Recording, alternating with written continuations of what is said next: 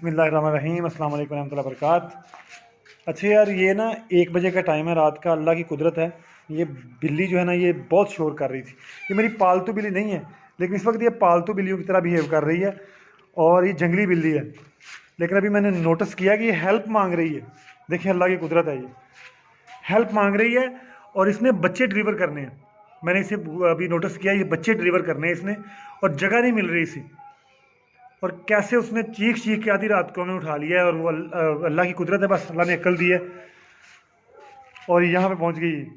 और अब मैंने इसे, पहले ये चिल्ला रही थी, मैंने इसे दूध डाला कि पता नहीं भूखी है क्या है, लेकिन वो प्रेग्नेंट है, देखी नज़र आ रहा है। और मैंने इसके अभी स्टोर का मुंह दिखाया, यहाँ पर मैंने दूध रख दिया है ताकि स्टोर में आ गई अभी ये। तो मेरा मकसद भी इसे स्टोर में लाना था कि स्टोर में आ गई। देखिए बिल्कुल पालतू बिल्ली की तरह बिहेव कर रही है, बिल्कुल नहीं काट रही, बिल्कुल बिल्कुल जंगली बिल्ली है कि यहाँ पर ये अपने बच्चे डिलीवर कर ले।